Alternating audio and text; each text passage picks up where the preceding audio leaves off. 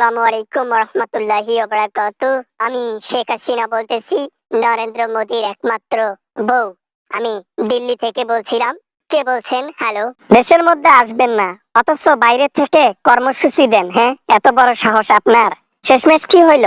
ছাত্ররা আপনার অস্তিত্ব রাখলো কই? হ্যাঁ, ধুলোর সাথে মিশে গেল না সবকিছু, ম্যাডাম হাসিনা? হ্যাঁ, কি আর করব, কপালে দুঃখ থাকলে যা হয়। ভাবছিলাম জনগণ ঠান্ডা হয়ে গেছে, ওমা পরে দেখি না, এখনো গরমই আছে। গরমের মধ্যে একটু ভয়েস দিছি, তাতেই আমার অবস্থা খারাপ করছে। তোমার বিচার এই বাংলাদেশের জনগণই করবে, আজ নয় তো কাল। একদিন না একদিন মোদির ক্ষমতা হারাতে হবে, আর সেই দিন কোথাও না যাইতে পেরে বাংলাদেশেই ফিরে আসতে হবে। আর সেই দিন বিচার হবে 18 কোটি মানুষের সামনে। পরিচয়টা আগে দাও, কে তুমি? মেয়ে? তুমি একজন মেয়ে, আমাকে ফোন করে এসব বলতেছো? কি একটা অবস্থা, বাপরে বাপ। ইয়ে করো, তোমার পরিচয়টা দাও, তারপর কথা বলো, তার আগে কথা বলিও না। রুমিন ফারহানা, বোঝেনি তো? যখন ক্ষমতায় ছিলেন তখনও আপনাকে রাম ধুলাই দিতাম। এখন তো আরো মহা সুযোগ, এখনো কথা বলতে দ্বিধাবোধ করি না। যখন অপরাধ করেন তখন মনে থাকে না এইসব কথা? মনে থাকবে কেমনে? টাকা পয়সা আর পাওয়ারের গরম খুবই বাজে জিনিস। টাকা পয়সা আর ক্ষমতা থাকলে মনে হয় যেন আল্লাহর পরে আমি দুনিয়ার মধ্যে সর্বোচ্চ শক্তিশালী ব্যক্তি।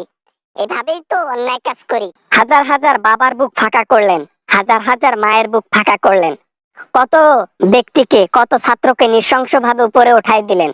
মনে করছেন এগুলা সব ভুলে গিয়ে জনগণ মেনে নেবে সবকিছু? কখনোই না। হাসিনা আবার ফিরবে সেই আগের রূপে, ভয়াবহ রূপে।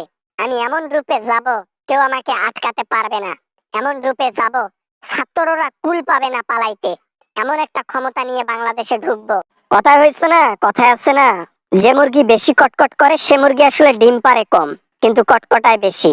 তোমার আর ওই মুরগির মধ্যে পার্থক্য নেই। তুমি বেশি কথা বলো, কিন্তু আসার সময় নাই। যাব, একদিন যাব, আর সেই দিন নিতে পারবা না। আগুনের গোলা হয়ে সবকিছু পুড়ে ছুড়ে ছারখার করে দিয়ে চলে আসব। আমি হাসিনা, বঙ্গবন্ধু কন্যা।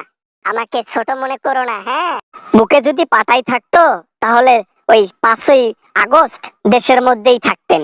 বুকে পাটা নাই বিধায় তো পালিয়ে পালিয়ে জঙ্গল দিয়ে প্লেনে কোনো রকমে দিল্লিতে গিয়ে পৌঁছেছেন। আর ওইখানে গিয়ে কি করতেছেন শুনি নাই মনে করছেন? ওইখানে গিয়ে মোদির সাথে রাত কাটাচ্ছেন। এগুলা কি আমাদের শোনা বাকি আছে? হ্যাঁ, সব সোশ্যাল মিডিয়ায় সবাই বলে আপনি মোদিকে বিয়ে করে তলে তলে বোঝেনি তো। কয়ে নাও, সমস্যা নাই। একদিন এর প্রতিশোধ আমি নিব, খুবই ভয়াবহ ভাবে। ছাত্ররা আমার সাথে যা করেছে না, এটার প্রতিশোধ তাদেরকে প্রতিদান দিতে হবে ভয়াবহ ভাবে। 16টা বছর রাজত্ব করে খেয়েছেন, মানুষের মাথার উপর কাটল ভেঙে খেয়েছেন, মানুষের পকেট ফাঁকা করেছেন, দেশের সম্পদ নষ্ট করেছেন, নিজের টাকার পাহাড় গড়েছেন। মানুষকে সবকিছু বুঝিয়ে দিতে পারেন নাই কখনো। উন্নয়নের নামে চুরি করেছেন মোটা অঙ্কের টাকা। আর আপনি দেশের মধ্যে বড় বড় কথা বলেন। হ্যাঁ, দেশের মানুষ আগের মতো নাই, এবার আসলে গিলে গিলে খেয়ে যাবে। আমাকে খেয়ে যাবে? এত বড় সাহস স্টুডেন্টদের? হ্যাঁ, তারা পার পাইছে কি? দেই নাই ভরে। কিরকম? হ্যাঁ, কিরকম ভরে দিছি না? কতগুলোকে উপরে পাঠাই দিছি। হ্যাঁ, দেই নাই ভরে। রক্ত দিয়ে দেশ স্বাধীন হয়েছে দ্বিতীয়বার। এ রক্তের প্রতিদান তোমাকে একদিন দিতে হবে হাসিনা। এই বলে ফোনটা রেখে দিলাম।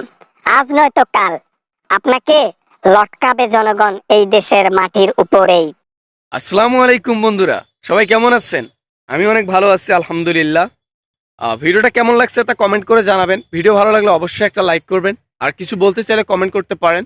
এরকম আমেজিং এবং হাসির ভিডিও নিয়ে সবসময় আমি আপনাদের সাথে থাকি এবং সবসময় ভিডিও আপলোড করে থাকি আপনাদের হাসানোর জন্য। তো বন্ধুদের সাথে শেয়ার করতে ভুলবেন না। দেখা হবে পরবর্তী কোনো আমেজিং ভিডিও নিয়ে আবারও আপনাদের সঙ্গে। সবাই ভালো থাকবেন, সবাই সুস্থ থাকবেন। খোদা হাফেজ।